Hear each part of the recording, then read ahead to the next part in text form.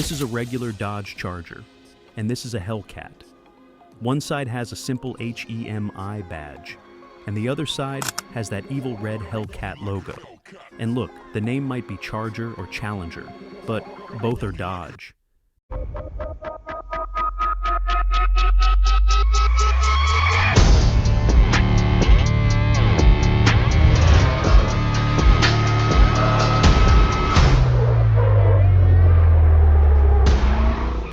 The difference between them is like the difference between tea and Red Bull. The regular Charger comes with a 5.7-liter V8 that makes around 370 horsepower, but the Hellcat, a 6.2-liter supercharged V8, 707 horsepower, basically twice the animal.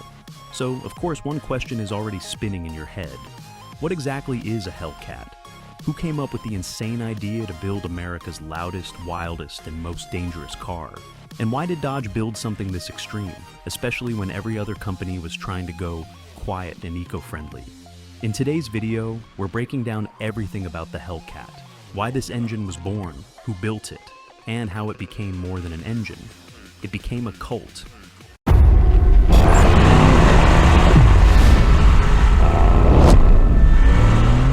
First, let's talk about what is a Hellcat. To understand the Hellcat, you can't think of it as just an engine. The Hellcat is a statement. Dodge didn't build it only for speed. They built it to save America's muscle car culture, because after 2010, the entire auto industry started shifting to electric, hybrid, and eco modes. Companies like Ford, GM, and Toyota were obsessed with efficiency and mileage. And at the same time, someone at Dodge thought, if the world is getting quieter, we need to build the loudest thing possible. And that's where the Hellcat was born. But why so dangerous? Because it's not just fast, it's dangerously fast.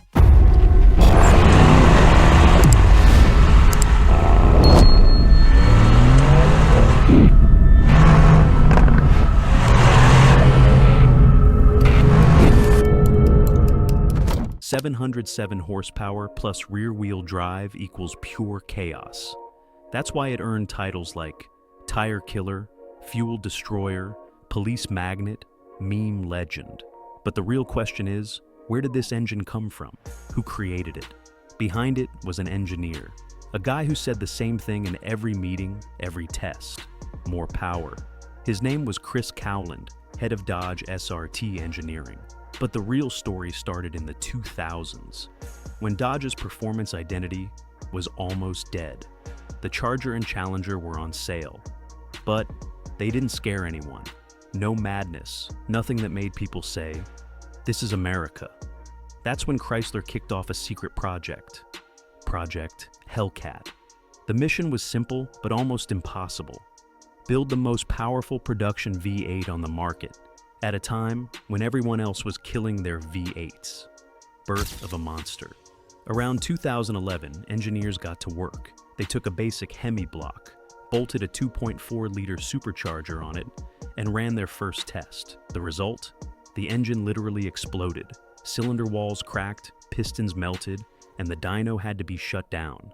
But the engineering team said, "Good, now we know the limit. Let's make it stronger." For 2 years, they blew up engines almost weekly. More than 100 prototypes died. Then one day, they built an engine that survived, and the horsepower meter stopped at 707. Dodge's CEO looked at the number and said, "Keep it, even if it scares people." And trust me, it does scare people. Why the name Hellcat? The name comes from a World War II fighter plane, the F-6F Hellcat. That plane was famous for its raw power and aggression. Dodge wanted that same identity for their engine.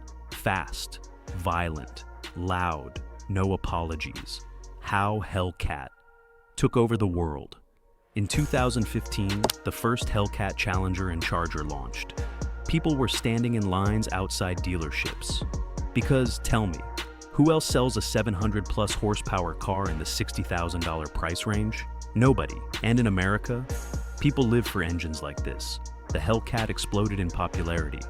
Movies picked it up, rappers started mentioning it, memes everywhere, burnout festivals crowned it the king.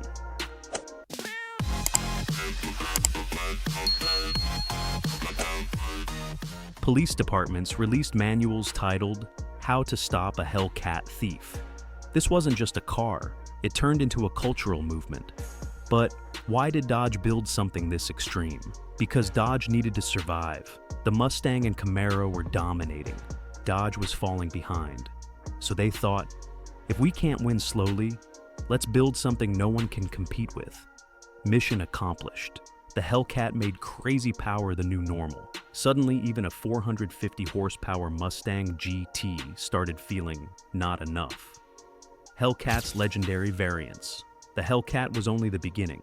Then Dodge dialed the madness up. 1. Hellcat Red Eye.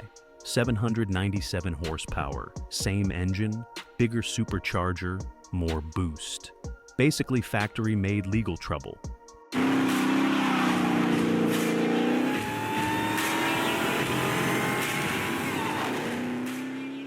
2. Demon. 840 horsepower. A car that came from the showroom ready for drag racing. 0 to 60 in under 3 seconds. So fast, the NHRA banned it, and then...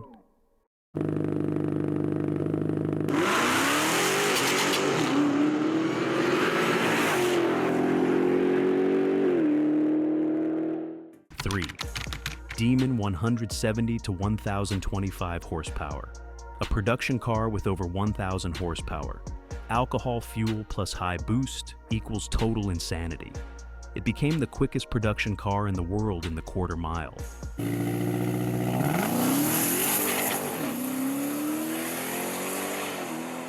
Why people call the Hellcat dangerous? Because power is only part of the story. The danger comes from RWD with massive torque, a light rear end, instant supercharger boost, wheel spin even at highway speeds. New drivers can't handle it. You've seen the memes, bought a Hellcat, crashed it the same day. It's fun and terrifying. Is the Hellcat dead? In 2023, Dodge announced that the Hellcat engine would end because of strict emissions laws. The internet melted down. The car community was shocked, but Dodge said, "Relax, the spirit isn't dead. The Hellcat V8 is ending." But Dodge is working on an electric muscle car that tries to recreate the Hellcat vibe. But honestly, that supercharger scream, that V8 punch, that raw, violent feeling, electric might never recreate that. Why the Hellcat became a legend. One of the last great American V8-sin, or Stick Sunderstyle, the final scream of muscle car culture, proof that pure madness can be engineering, the rebellious hero of the car world. At the end of the day, the Hellcat isn't just horsepower, it's an attitude. Now you know exactly what the Hellcat is, why it's so powerful, why people call it dangerous, and how Dodge created one of the craziest production car cultures ever. Tell me in the comments, do you think anything like the Hellcat can ever come back in the electric era? And if you enjoyed the video, make sure to like, share, and subscribe. I'll see you in the next one.